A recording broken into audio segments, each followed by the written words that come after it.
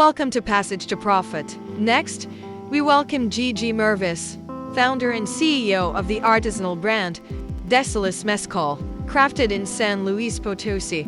Desolas is made from 100% mature, 25-year-old salmiana agave, slow-cooked in traditional hornos. We are made from the salmiana agave. We're made in San Luis Potosí, so it's a different area of Mexico. It's actually known to make mezcal that's more fresh and earthy. Desolas invites you to savor a journey from the land to the glass, pure, honest, and full of life. I'm Richard Gearhart, founder of Gearhart Law, full-service intellectual property law firm specializing in patents, trademarks, and copyrights. And I'm Elizabeth Gearhart, founder of Gear Media Studios, podcast coach, co-host of the Passage to Profit show, and chief marketing officer at Gearhart Law. Welcome to Passage to Profit, the road to entrepreneurship, where we talk with entrepreneurs and celebrities about their business journeys. GG Mirvis with Desolas Mezcal is going to tell us all about her wonderful alcoholic product. Welcome to the show. Thank you for having me. Yes. Do you consume alcohol? I consume alcohol. Oh, okay. Just wanted to get that straight before you went on. That's one thing that AI can't do. Make get people drunk. So we have that. So I am the founder of Desolas Mezcal. What makes your mezcal different than other mezcal? So we are made from the salmiana agave. So most mezcal that you see on the market is made from espadín, which is a sharper mezcal. It's a sharper agave, and it's usually from Oaxaca. We're made in San Luis Potosí, so it's a different area of Mexico that's actually known to make mezcal that's more fresh and earthy and not smoky. So that's really what makes us different. We're not smoky. We're very herbaceous, and I would say we're really fresh. And I think people don't realize that mezcal doesn't have to be smoky. So that really is what makes us different. And I really fell in love with mezcal 10 years ago, going to Mexico a lot with my first company. I had started a tequila coconut water company when I was in college. And I was, my family's not in the industry, didn't know much about alcohol, but I had been going to Mexico a lot to start this company. And this woman that I had met very serendipitously was helping me with everything. And she had also recently started her distillery. So she became my mentor. Anyways, I was going to Mexico a lot and drinking a lot of different mezcals, especially in Mexico City. And it was funny because all these bars would have mezcal and not tequila. And they were all delicious and not super smoky. And some of them were fresh and floral. Some of them were bacony. And then I'd come back into the U.S. Wow. I'd come back into the U.S. and there was, just Vida and Ilegal. They were super smoky. And I fell in love with understanding the different types of mezcal at the time. And this is my second project now, and I had exited the first, and the woman who was my mentor, her family makes this mezcal from San Luis Potosí, which is from the salmiana agave, and she had me taste it, and I was like, this is so delicious and different. There is really nothing in the U.S. that tastes like this mezcal. I decided to bottle it. At first, it was a passion project. The reaction was so great that I decided to fully go in it again. I told myself in the beginning, I'm never doing this industry again. This is the hardest industry, but you can't leave it once you're in it. Well, beverage industry, it's tough. It's super competitive, but yeah. Are there a lot of mezcals out there, or what's the competitive landscape like? So it's interesting. I think there's a lot more coming out now, right? It's very much a growing part of the alcohol industry more than any other area, actually. I don't know if that's exactly the truth now. I don't know the statistics in this year. ChatGPT may lie to you. So don't rely on that. But compared to other categories, it's still fairly small, mostly because it's hard to make mezcal. It's hard to get to different areas. And I think the consumer is still, or it's more, the consumer is learning now, but people assume that mezcal is smoky. And I think it is the smoky tequila.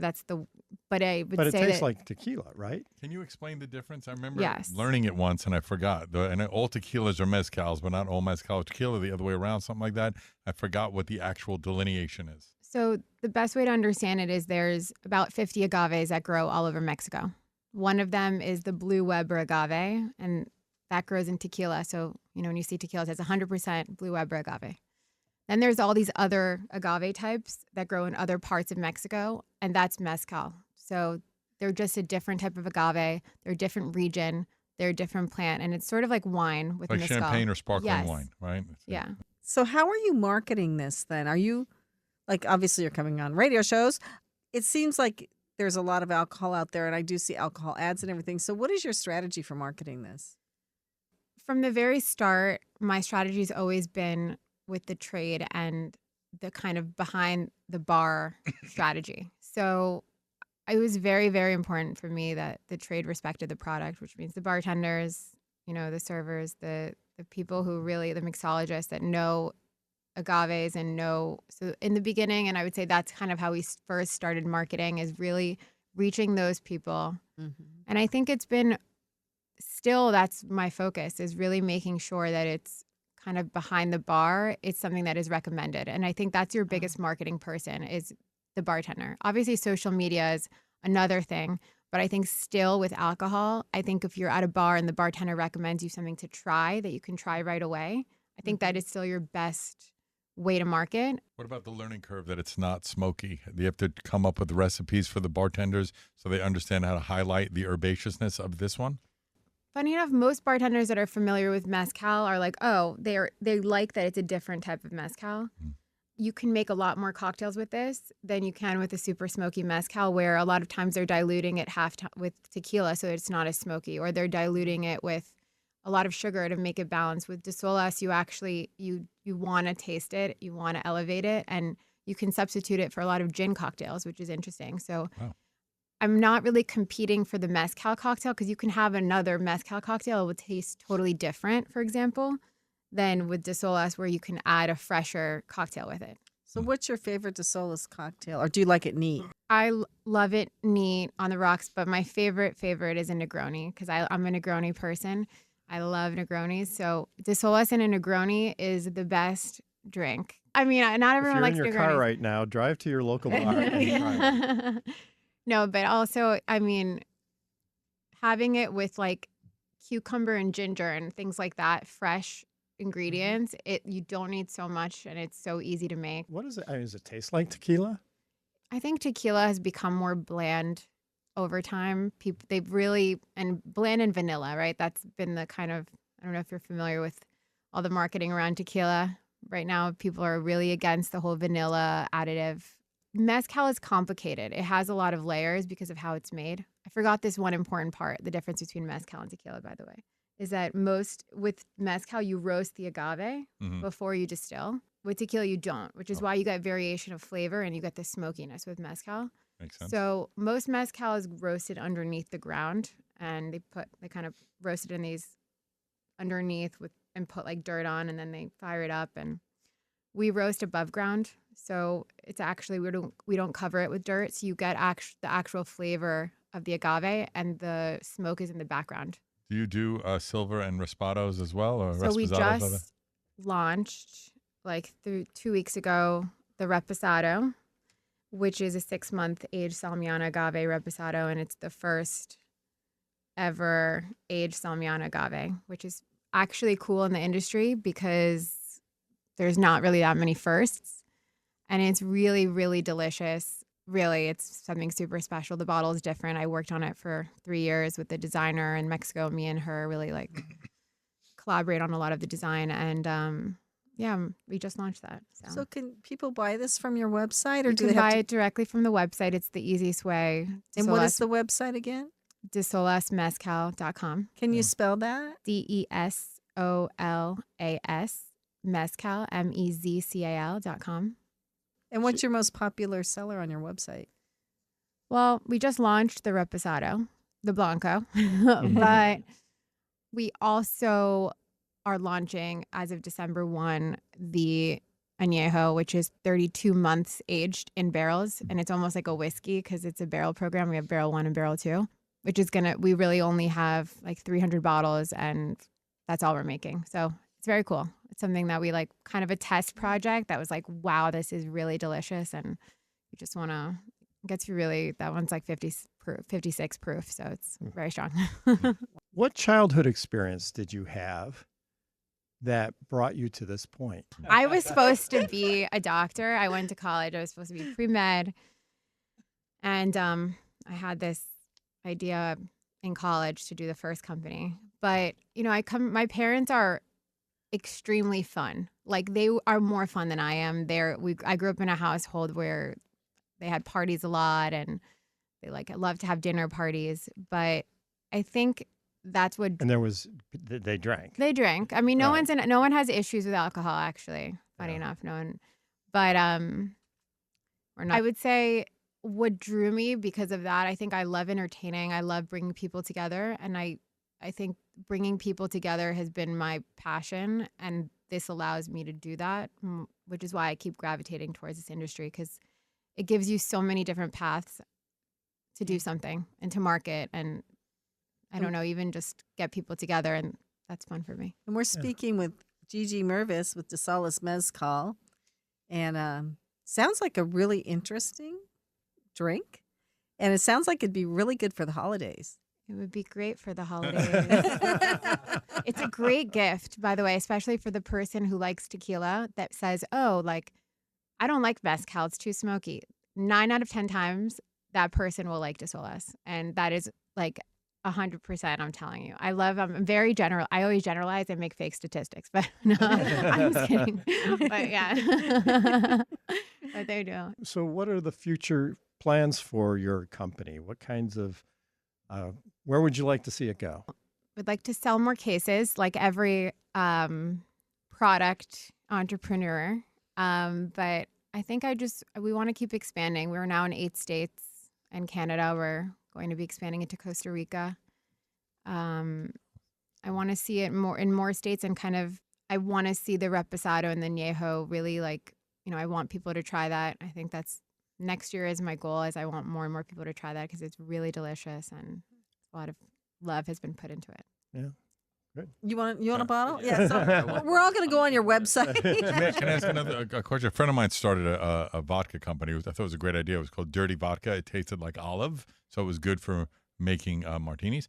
And his biggest problem was getting shelf space at the popular bars and the popular restaurants because they're all limited shelf space. So how are you getting your bottle to be featured on top shelf when it's such a limited thing that you get that space? The vodka category is so difficult. Let's start there. I would never start a vodka company just because there's really not that much opportunity. Even if you have these flavored vodkas, it's just difficult. So agreed with the shelf space. I think with mezcal, there's still opportunity. That's one, because it's not as, we live in New York City, but all over the U.S., people still are learning what mezcal is, which is good. Of course, it's, bad in certain ways, but it's good because you get the opportunity to educate. And 2, I think it's relationships. So I've been doing this now for 13 years, and I know the industry. I think, being in the industry, I've worked in every part of it as well. I've, sold, worked with a distributor, worked with a supplier, all the different elements. I think the relationships are the most important. And then if you have a quality product that people want to buy again, which is one of the hardest things, is once you're in a liquor store, for example, the fact you can get it in there, but is it going to sell through? Right. That is the hardest part. It's not just getting it in. If you have a good product and you kind of put the right support around it, it does sell through.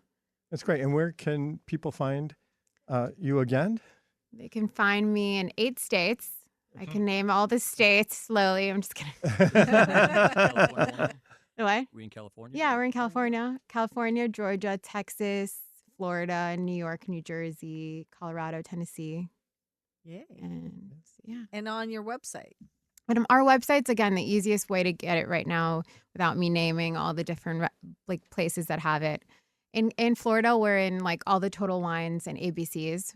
And I guess, yeah. So if you're in Florida, anyone. In New York, the liquor stores, there's no chains. So, well, thank you so much for being on the show. We have to end the segment now, but we would encourage everybody to go out and get some mezcal for the holidays. Well, I could put some in your Christmas stocking. You could.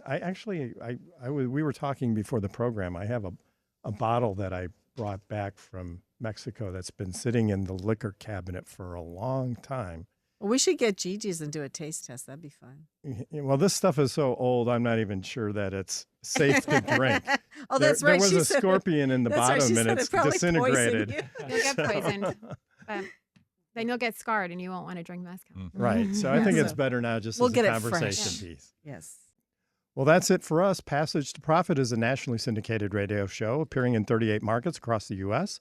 Thank you to the Passage to Profit team, our producer Noah Fleischman, our program coordinator Alicia Morrissey, our studio assistant Risa Busari, and our social media powerhouse Carolina Tabares. Look for that podcast tomorrow anywhere you get your podcasts. You can also find us on Facebook, Instagram, X, and YouTube. And for all of your patent, trademark, and copyright needs, our firm Gearhart Law offers free consultations. Contact us at gearhartlaw.com. And while the information provided during this program is believed to be correct, never take a legal step without first checking with your legal professional. That's it for us. We'll see you again next week on Passage to Profit.